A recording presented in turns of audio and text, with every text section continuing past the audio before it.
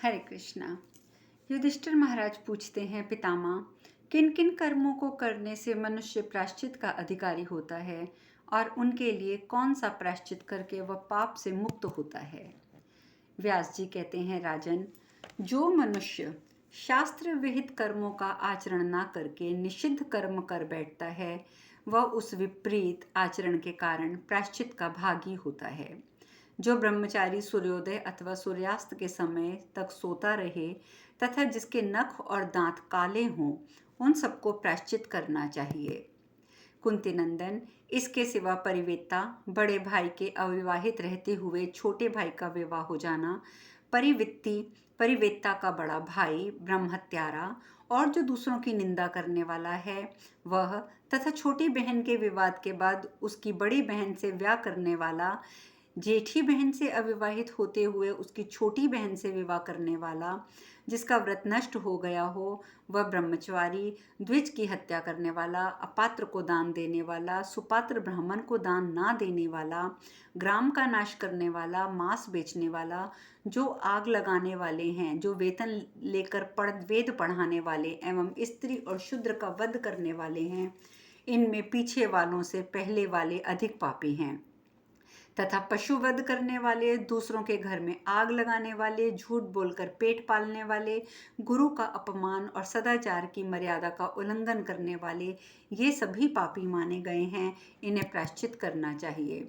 इसके सिवा जो लोक और वेद के विरुद्ध ना करने योग्य कर्म हैं वह भी मैं तुम्हें बताता हूँ।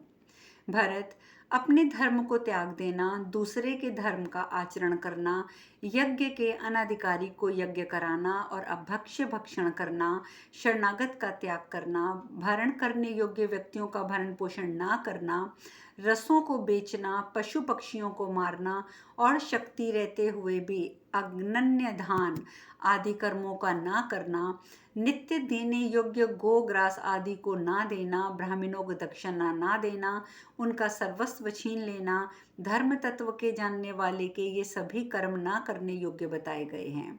राजन, जो पुरुष पिता के साथ झगड़ा करता है, गुरु की शैया पर सोता है, ऋतुकाल में भी अपनी पत्नी के साथ समागम नहीं करता है, वह मनुष्य भी अधार्मिक ही होता है। इस प्रकार संक्षेप और विस्तार से जो कर्म बताए गए हैं उनमें से कुछ करने से और कुछ ना करने से मनुष्य प्रायश्चित का भागी होता है। और जिन जिन कारणों से होने पर इन कर्मों को करते रहने पर भी मनुष्य पाप में लिप्त नहीं होते, उनका वर्णन सुनो। यदि युद्ध स्थल में वेद वेदांतों का पारगामी विद्वान ब्राह्मण भी हाथ में हथियार लेकर मारने के लिए आवे तो स्वयं भी उसको मारने की चेष्टा कर डालनी चाहिए। इससे ब्रह्म हत्या का पाप नहीं लगता है। कुंती नंदन, इस विषय में वेद का एक मंत्र भी पढ़ा जाता है। मैं तुमसे उसी धर्म की बात कहता हूँ जो वैदिक प्रमाण से विहित है। जो ब्राह्मणोचित आचार से भ्रष्ट होकर आताताई बन गया हो, हाथ में हथियार लेकर मारने आया हो, ऐसे ब्राह्मण को मारने से ब्रह्म हत्या का पाप नहीं लगता। क्रोध ही उसके क्रोध का सामना करता है। अनजान में तथा प्राण संकट के समय भी यदि मदिरा पान कर ले और जो बाद में धर्मात्मा पुरुषों की आज्ञा के अनुसार उसका पुनः संस्कार होना चाहिए। कुंती नंदन, यही बात अन्य सब अभक्ष्य गणों को के विषय में भी कही गई है। प्रायश्चित कर लेने से सब शुद्ध होता है। गुरु की आज्ञा से उन्हीं प्रयोजनों की सिद्ध के लिए गुरु की शैया पर शयन करना मनुष्य को दूषित नहीं करता है। उद्वालक ने अपने पुत्र श्वेत केतु को शिष्य द्वारा उत्पन्न कराया था। चोरी अथवा निषिद्ध किंतु आपाति काल में कभी गुरु के लिए चोरी करने वाला पुरुष दोष का भागी नहीं होता है। यदि मन में कामना रखकर बारंबार उस चौर्य कर्म में वह प्रवृत्त न होता हो तो आपत्ति के समय ब्राह्मण के सिवा किसी दूसरे का धन लेने वाला मनुष्य पाप का भागी नहीं होता है। जो स्वयं उस चोरी का अन्न नहीं खाता वह भी चौर्य दोष से लिप्त नहीं होता है। अपने और दूसरे के प्राण बचाने के लिए गुरु के लिए एकांत में अपनी स्त्री के पास विनोद करते समय अथवा विवाह के प्रसंग में झूठ बोल दिया जाए तो पाप नहीं लगता है। यदि किसी कारण से स्वप्न में वीर्य स्खलित हो जाए तो इससे ब्रह्मचारी के लिए दोबारा व्रत लेने, उपनयन संस्कार करवाने की कोई आवश्यकता नहीं है।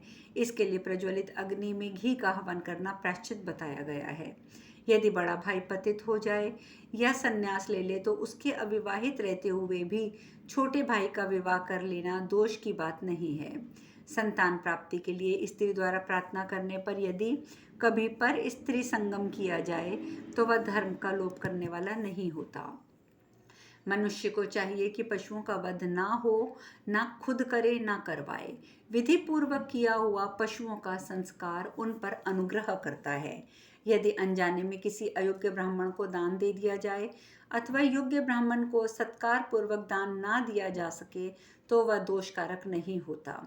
यदि व्यभिचारिणी स्त्री का तिरस्कार किया जाए तो वह दोष की बात नहीं है। उस तिरस्कार से स्त्री की तो शुद्धि होती है और पति भी दोष का भागी नहीं होता। सोमरस के तत्व को जानकर यदि उसका विक्रय किया जाए तो बेचने वाला दोष का भागी नहीं होता। जो सेवक काम करने में असमर्थ हो जाए उसे छोड़ देने में भी दोष नहीं लगता। गौओं की सुविधा के लिए यदि जंगल में आग लग जाए तो उससे पाप नहीं होता। भरत नंदन, ये सब मैंने वे कर्म बताए हैं जिन्हें करने वाला दोष का भागी नहीं होता। अब मैं तुम्हें प्रायश्चितों का वर्णन करूंगा। इस प्रकार श्री महाभारत शांति पर्व के अंतर्गत राज्य धर्म अनुशासन पर्व में प्रायश्चित के प्रकरण के में 34वां अध्याय पूर्ण हुआ। व्यास जी कहते हैं, भरत नंदन, मनुष्य तप से, यज्ञ आदि सत्कर्मों से और दान के द्वारा पाप को धो बहा कर अपने आप को पवित्र कर लेता है, परंतु ये तभी संभव होता है जब वह फिर पाप में प्रवृत्त ना हो। यदि किसी ने ब्रह्म हत्या की हो तो वह भिक्षा मांगकर एक समय भोजन करे, अपना सब काम स्वयं ही करे, हाथ में खप्पर और खाट का पाया लिए रहे, सदा ब्रह्मचर्य व्रत का पालन करे, उद्यमशील बना रहे और किसी के दोष ना देखे, जमीन पर सोए और लोक में अपना पराक्रम प्रकट करता रहे। इस प्रकार 12 वर्ष तक करने से ब्रह्म हत्यारा पाप मुक्त हो जाता है। अथवा प्रायश्चित बताने वाले विद्वानों की या अपनी इच्छा से शस्त्रधारी पुरुषों के अस्त्र शस्त्रों का निशाना बन जाए अथवा अपने को प्रज्वलित आग में झोंक दे, नीचे सिर किए किसी भी एक वेद का पाठ करते हुए 3 बार 100 योजन की यात्रा करे अथवा किसी वेदवत्ता ब्राह्मण को अपना सर्वस्व समर्पण कर दे और जीवन निर्वाह के लिए पर्याप्त धन और सब सामानों से भरा हुआ घर ब्राह्मण को दान कर दे। इस प्रकार गौओं और ब्राह्मणों की रक्षा करने वाला पुरुष ब्रह्म हत्या से मुक्त हो जाता है। यदि एक मास पर भोजन क्रम बदलते हुए अत्यंत तीव्र कृच्छ्रवत के अनुसार अन्न ग्रहण करे तो 1 वर्ष में ब्रह्म हत्या से छुटकारा मिल सकता है। अश्वमेध करने से भी ब्रह्म हत्या का पाप शुद्ध हो जाता है, इसमें संशय नहीं है। जो पुरुष ब्राह्मणों के लिए युद्ध में प्राण दे देता है वह भी ब्रह्म हत्या से छूट जाता है। ब्रह्म हत्या होने पर भी जो सुपात्र ब्राह्मणों को 1 लाख गौओं का दान करता है वह संपूर्ण पापों से मुक्त हो जाता है। जो दूध देने वाली 25,000 कपिला गौओं का दान करता है वह समस्त पापों से छूट जाता है। जब मृत्यु काल निकट हो उस समय सदाचारी दरिद्र ब्राह्मणों को दूध देने वाली 1000 संवत्सर गौओं का दान करके भी मनुष्य सब पापों से मुक्त हो सकता है। भूपाल, जो संयम नियम से रहने वाले ब्राह्मणों को 100 काबुली घोड़ों का दान करे वह भी पाप से छुटकारा पा सकता है। जो एक बार मदिरा पान करके फिर आग के समान गर्म की हुई मदिरा पी लेता है वह इहलोक और परलोक में भी अपने को पवित्र कर लेता है। जलहीन देश में पर्वत से गिरकर अथवा अग्नि में प्रवेश करके या महाप्रस्थान की विधि से हिमालय में गलकर प्राण दे देने से मनुष्य सब पापों से छुटकारा पा जाता है। मदिरा पीने वाला ब्राह्मण बृहस्पति सव नामक यज्ञ करके शुद्ध होने पर ब्रह्मा जी की सभा में जा सकता है, ऐसा एक श्रुति का कथन है। राजन, जो मदिरा पी लेने पर ईर्ष्या द्वेष से रहित हो भूमि दान करे और फिर उसे ना पिए वह संस्कार करने से के पश्चात शुद्ध होता है।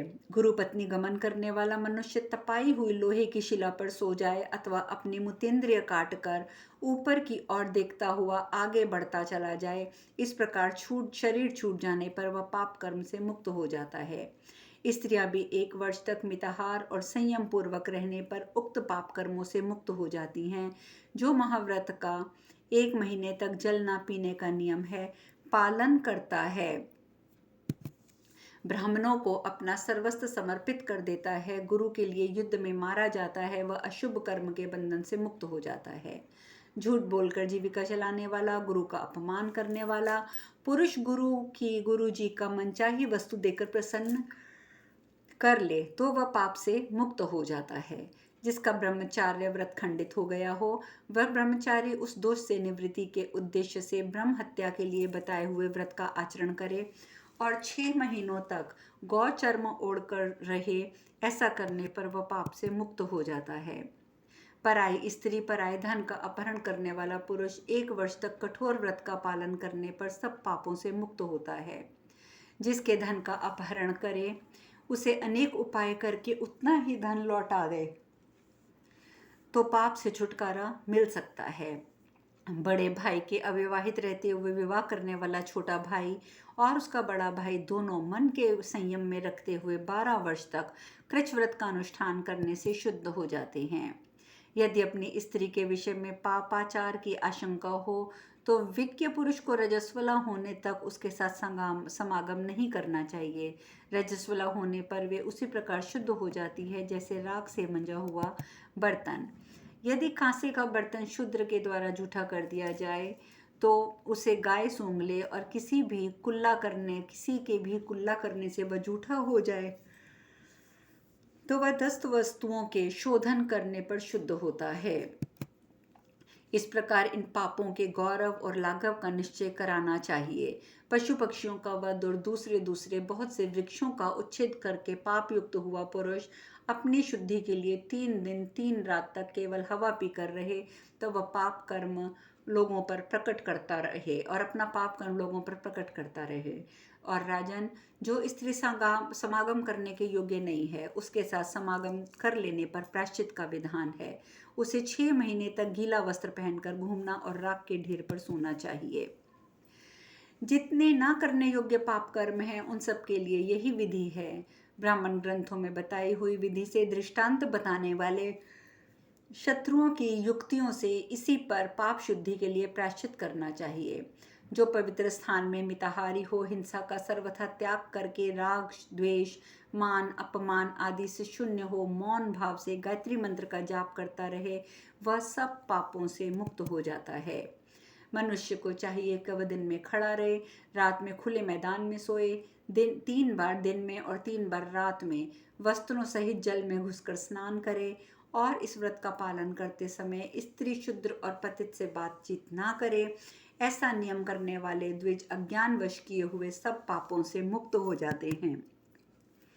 राजन, भक्ष्य अभक्ष्य वाच्य और अवाच्य जानबूझकर और बिना जाने किए हुए पापों के लिए भी प्रायश्चित कहे गए हैं।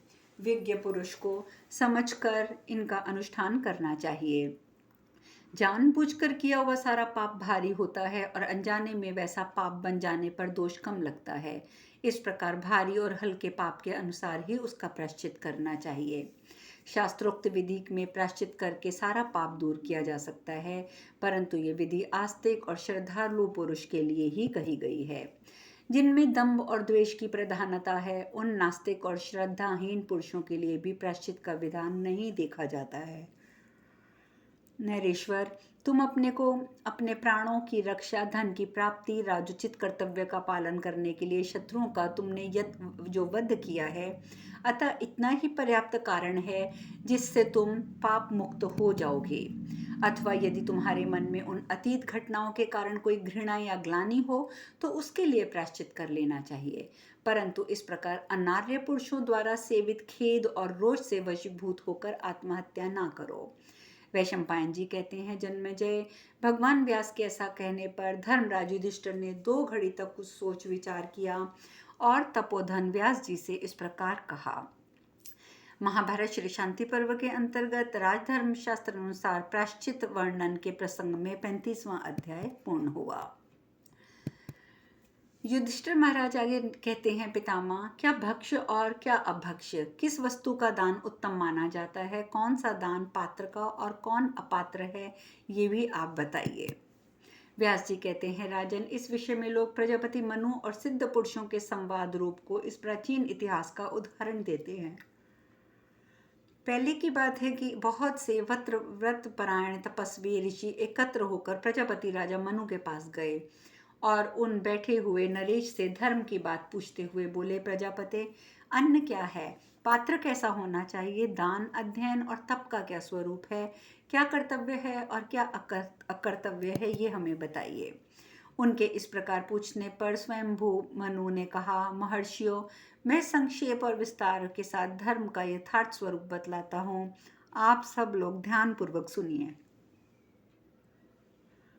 जिनके दोषों का विशेष रूप से उल्लेख नहीं हुआ है, ऐसे कर्म बन जाने पर उनके दोष के निवारण के लिए जप, होम, उपवास, आत्मज्ञान, पवित्र नदियों में स्नान, जहाँ तप, होम आदि में तत्पर रहने वाले बहुत से पुण्यात्मा पुरुष रहते हों, उस स्थान का सेवन, ये सामान्य प्रायश्चित हैं। ये सारे कर्म पुण्यदायक हैं। पर्वत, सुवर्ण प्रदेश, रत्न आदि मिश्रित जल में स्नान, देव स्थानों की यात्रा और धृतपान, ये सब मनुष्य को शीघ्र ही पवित्र कर देते हैं, इसमें संशय नहीं है।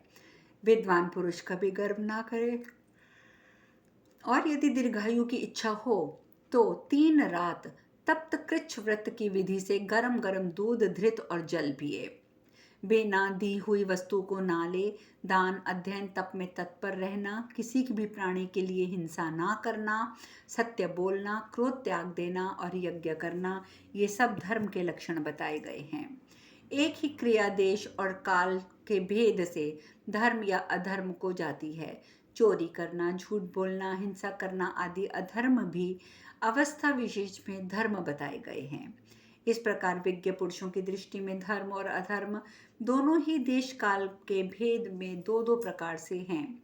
धर्माधर्म में जो अप्रवृत्ति और प्रवृत्ति होती है, वे भी लोक और वेद के भेद से 2 प्रकार की, अर्थात लौकिकी अप्रवृत्ति और लौकिकी प्रवृत्ति, वैदिकी अप्रवृत्ति और वैदिकी अप्रवृत्ति। वैदिकी अप्रवृत्ति निवृत्ति धर्म का फल है। अमृतत्व अर्थात मोक्ष तथा वैदिक की प्रकृति और महान और अर्थात सकाम कर्म का फल है, जन्म मरण रूप का संसार। लौकिकी अप्रवृत्ति और प्रवृत्ति, ये दोनों यदि अशुभ हो तो इसका फल भी अशुभ समझें, और यदि ये शुभ हो तो उनका फल भी शुभ जानना चाहिए। यदि राजा दंडनीय पुरुष को दंड ना दे तो उसे अपनी शुद्धि के लिए एक रात का उपवास करना चाहिए। यदि पुरोहित राजा को ऐसा अवसर पर कर्तव्य का उपदेश ना दे तो उसे 3 रात तक उपवास करना चाहिए। यदि पुत्र आदि की मृत्यु के कारण शोक करने वाला पुरुष आमरण उपवास करने के लिए बैठे और अथवा शास्त्र आदि के आत्मघात की चेष्टा करे परंतु उसकी मृत्यु ना हो, उस दशा में भी निंदक कर्म के लिए जो चेष्टा की गई है उसके दोष की निवृत्ति के लिए उसे 3 रात तक उपवास बताया गया है। परंतु जो पुरुष अपनी जाति, आश्रम और कुल के धर्मों का सर्वथा परित्याग कर देते हैं, जो लोग धर्म मात्र को छोड़ बैठते हैं और उनके लिए कोई धर्म नहीं है, यानी कि प्रायश्चित नहीं है, अर्थात किसी भी प्रायश्चित से उनकी शुद्धि नहीं होती है। अब शेष कथा कल। हरे कृष्णा।